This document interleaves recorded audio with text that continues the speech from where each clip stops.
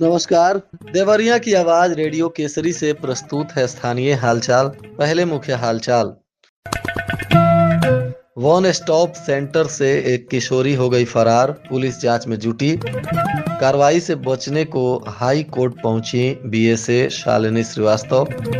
रिश्वत मांगने पर लेखपाल को किया गया निलंबित। परीक्षा देकर लौट रहे 3 छात्रों की बेरहमी से हुई पिटाई और 3 थानाध्यक्षों का पुलिस अधीक्षक ने किया तबादला। स्थानीय हालचाल के इस अंक के साथ मैं अनिकेत मिश्र। अब हालचाल विस्तार से।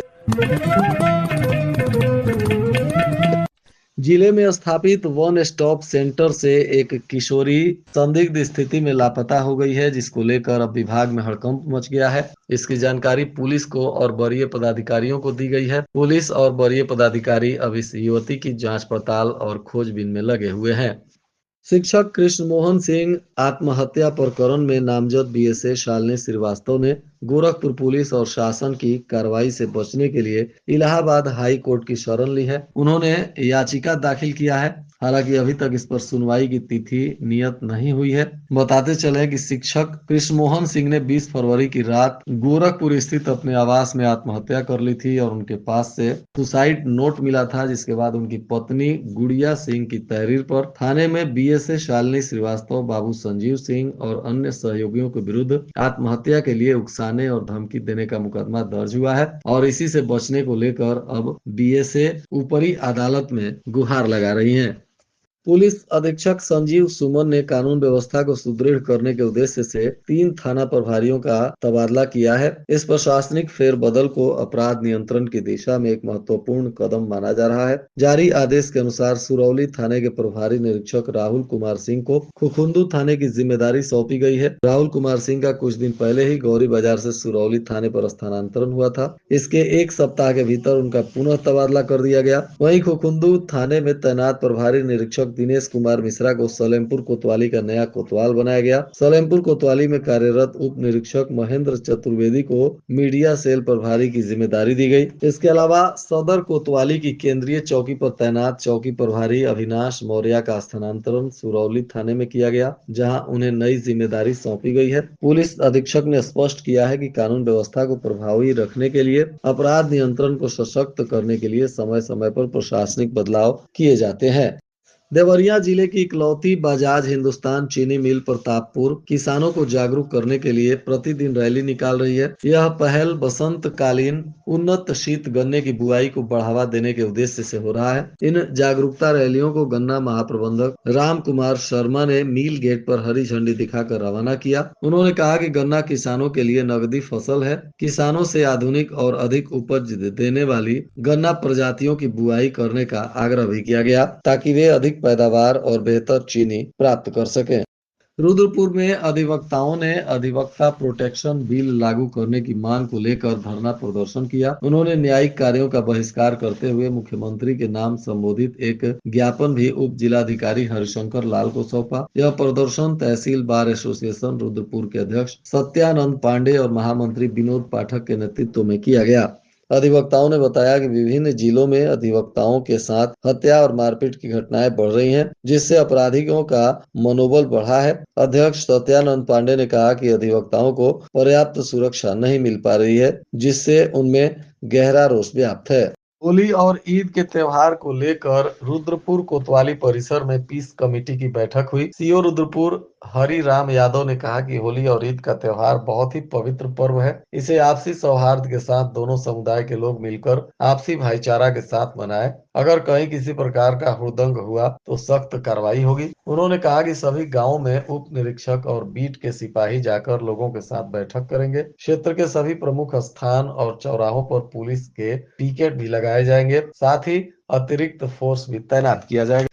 हाई टेंशन तार की चपेट में आने से हुई ट्रक चालक राम प्रताप कुशवाहा की मौत के बाद आक्रोशित ग्रामीणों ने भागलपुर सलेमपुर मार्ग पर शव रखकर काफी जाम लगा दिया। करीब 1.5 घंटे तक सड़क जाम रहा। इसके बाद वरिष्ठ पदाधिकारी मौके पर पहुंचे और किसी तरह समझा बुझा कर मामले को शांत कराया गया।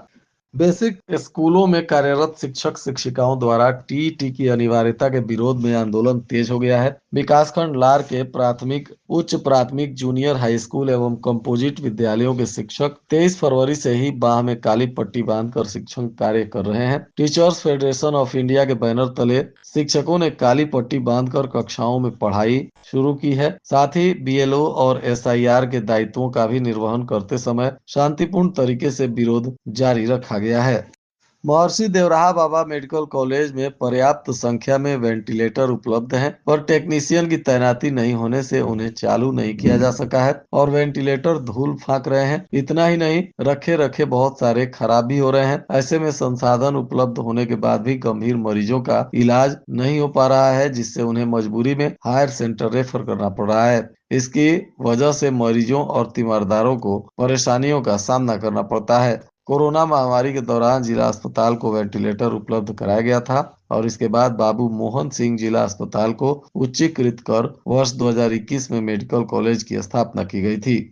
होली के त्योहार को लेकर बाजारों में रंग और अबीर गुलालों की दुकानें सज गई हैं। विभिन्न प्रकार के रंगों, होली थीम वाली टी शर्ट, टोपी और पिचकारियों से सभी दुकानें हरी भरी और कलरफुल हो गई हैं। अभी से लोग होली की खरीदारी करने में भी जुट गए हैं। जगह जगह फागुन के गीत भी शुरू हो गए हैं। अगले सप्ताह होली का त्योहार पड़ रहा है। यह हिंदुओं के प्रमुख त्योहारों में से एक है। प्रदेश में रहने वाले लोग अब अपने घर भी पहुंचने लगे हैं, तो वहीं छुट्टी लेकर घर आए लोग भी होली के बाद काम पर वापस लौटने का प्लान बना रहे हैं।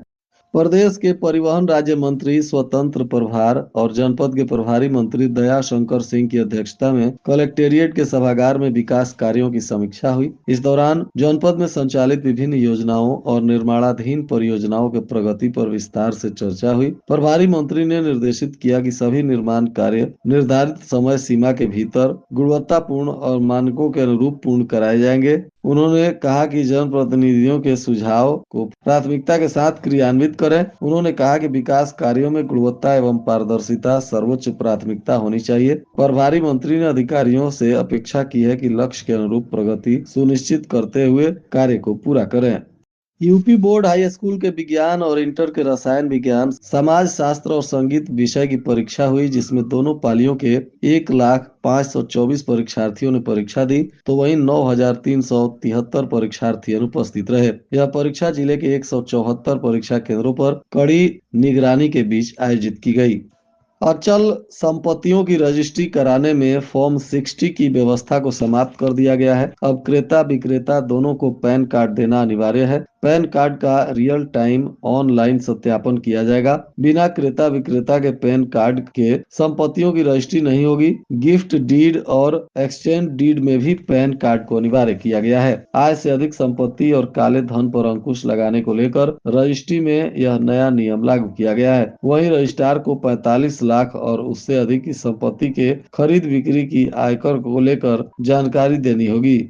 और आज के मौसम का तापमान देवरिया में न्यूनतम 14 डिग्री सेल्सियस और अधिकतम 29 डिग्री सेल्सियस रहने की संभावना है। रेडियो केसरी के इस अंक को आप हमारे यूट्यूब चैनल, फेसबुक और इंस्टाग्राम पर भी सुन सकते हैं और प्ले स्टोर से रेडियो केसरी के एप्लीकेशन को डाउनलोड कर सीधे अपने मोबाइल फोन में भी इस सेवा का लाभ उठा सकते हैं। अंत में मुख्य हालचाल एक बार फिर। वन स्टॉप सेंटर से एक किशोरी हो गई फरार, पुलिस जांच में जुटी। कार्रवाई से बचने को हाई कोर्ट पहुंची बीएसए शालिनी श्रीवास्तव। रिश्वत मांगने पर लेखपाल को किया गया निलंबित। परीक्षा देकर लौट रहे 3 छात्रों की बेरहमी से हुई पिटाई और 3 थानाध्यक्षों का पुलिस अधीक्षक ने किया तबादला।